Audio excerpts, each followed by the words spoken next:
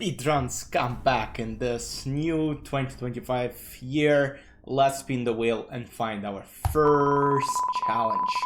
Let's go. What is gonna be? No casting allowed. I think that's easy, and I think we're going to win the game. Let's go. Alright, let's find our opponent. It's Giorgio Magnaguardia from Italia. Alright, what can I do is probably play Sicilian defense, because in some lines in Sicilian king actually is good to be in the center. Let's play knight c6.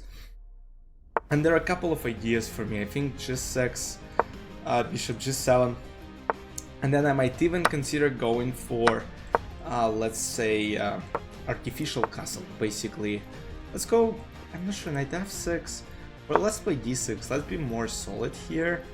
And then knight c6, I'll just take, that's all theory in Dragon system. I don't play it often, but I think on this level I might be good enough to win it. Queen d2, so he wants to go for castle, let's play a6. And my plan is, honestly, if bishop h6 will happen at any point, let's say I go knight f6, bishop h6, I'll go king f8, because I'm not too worried about all this. I can't castle, obviously, so rook b8. Knight e4 is now, honestly, is an idea. So let's say bishop a6. I think knight e4 wins the game, but let's see. Because the point is, now this bishop is opened, rook is opened, bishop b2 is a check, king goes to b1, and bishop a3, I mean bishop c3, bishop d2 is obviously the easiest solution towards the win, but I'm not sure, maybe bishop c3, I mean, has to go back. I mean, I'll probably take, or, you know, we continue with beautiful stuff, rook b1, and the idea is that king b1, queen b8, king c1, queen b2 is a checkmate, so that's how we win this game. Alright, and queen b2 is a checkmate. Let's get to the next challenge. Alright, game number 2, let's look for our challenge. Please something easy, please something easy. No trades allowed. I mean, honestly, that's almost an impossible challenge to complete. Unless, I mean, I can't really influence it, but let's try it anyways. I think it's gonna be a very tough game. I don't think I'll be able to, you know, complete this one, but I mean, I can't allow any trades. I mean, this is not a trade, right? I mean, that's not a trade, I just take, and then I go back. Iffy. Trades, I can't trade pieces. Let's play knight c3, h3. I mean, g4, am I not allowed to capture? Like, how does that work? Let's play knight d4 and then knight g5, or knight g5 afterwards. Like, I'm not trading pieces, that's not what this is. I'm just basically taking the pawns, bishop d3. Now there is a huge possibility that basically what happens is he's getting in huge trouble. Let's go for b3, rook j8, I think I can play h4. I mean, I'm not trading pieces, he might trade pieces, but he's not doing it. No trades allowed. I mean, that's just GPT. Maybe there is a better thing towards it, but alright, bishop c4, and then I want to take on f7. I mean, queen is also kind of getting trapped, so now one of the only moves are queen d6 or let's say queen f5, which happens. Knight f7 takes, rook g6 is the move, definitely. And now let's maybe go for queen e2, d5. I think bishop d3 still works quite good. Yes. Now knight e4. Yeah, my knight is kind of getting trapped, but I'm not allowed to trade, so let's play knight h8. Who cares, right? I mean, this knight is protected, so I don't care too much about this. So I can go, okay, I mean, I just take. Alright, that's good. No trades allowed, but I'm not trading pieces, right? You can tell me if I'm wrong here, but I think no trades allowed.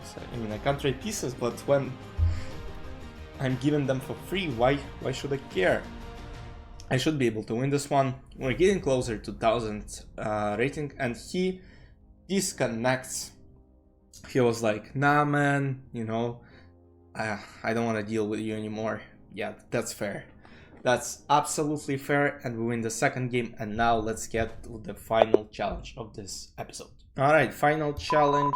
Let's go, let's go, let's go, let's go, let's go. Fool's Mate speedrun. ChatGPT again, but alright, let's try to complete it. I think it's really hard on this level to checkmate with basically Fool's Mate, but you never know. Like, he might play d4 right now, knight c6, and then the idea is, yeah, I mean, it's tough. And now he, maybe let's try to go maybe Fool's Mate this way, h5.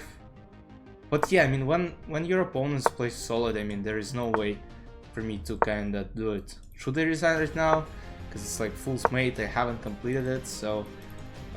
but from educational standpoint, I'll continue playing the game. Plays knight e4. Like, guys, I don't like the way white is trying. I mean, yeah, I move the pieces, and you shouldn't play like that. But he moves 1, 2, I mean, 1, 2, 3 moves.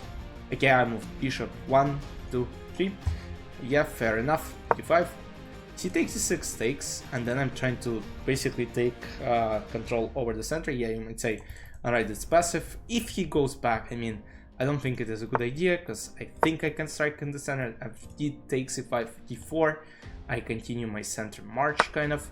Yep, and if takes, king d4, and I'm threatening to take on c5. Actually, Fool's Mate is still kind of in the air, so I wouldn't be so sure if I was white. If, I mean, it's still hard to blunder. I mean, bishop c5, queen f2, you gotta be like an idiot to blunder it, but you never know. I mean, it's only 9:35, so... but on this level, I assume people should not blunder it. I mean, sometimes I play against my viewers, and they're actually playing pretty good on this level, but... I mean, now I'm able to kinda take control over everything. Bishop c5, wait, I said it, and it's getting close. Fool's Mate. I mean, it is technically Fool's Mate on f2. Now, of course, the option would be to play knight e4, offering a queen trade and also attacking the bishop on c5, but he might get scared. Like, he'll be like, alright, it's threatening checkmate. What I'm gonna do? Yeah, and he's exactly going for it. I can't say I'm surprised about it, but I'm just a bit shocked that he... not shocked, but alright, bishop f5. Now attacking the knight. If knight c5, queen c5, I mean, my rook is coming. He plays this way. I don't like it quite much. Castle, and I'm still trying to create threats. Knight c5, I mean, queen c5, this, queen a5. I still keep a lot of pressure on this king specifically. I mean, I'm advanced on king's side. I'm not letting him go long castle on this side as well. Knight d4, and now knight c2. Knight b3, all sort of works. If king f2, I mean knight c2, not king f2, but queen f2. Knight c2, king e2, bishop d3, king d1, queen f2 takes. But yeah, he should probably resign right now. I don't see a way for white to defend in a good way. And this looks like, alright, place here. But you know what? I think knight c2, this, then knight d3, and then goes back. Yeah, maybe not the best. Maybe not the best, but queen c6 looks best. And let's say rook c1. I think I'm good enough to take. I think rook d6 now works fine, because basically takes knight d2. That's correct. And of course the position is collapsing. Takes knight d2. Of course he can play rook c1, but I guess knight d2 is well enough. Rook c6 takes, bishop e2. I'm just up a rook. Shouldn't be a big problem converting this position. But yeah, I mean, Fool's Mate technically didn't complete it, but for, you know, for educational, as an educational game, I think it was good. Just demonstrates how important development is and why it's important to not move the same piece a lot of times in the opening. And he's getting lower and lower in time. I think that's the game here. It's a win, we move on. See you in the next episode. Any suggestions? You have just write them down in the comment section. I'll read everything. See you soon. Bye bye.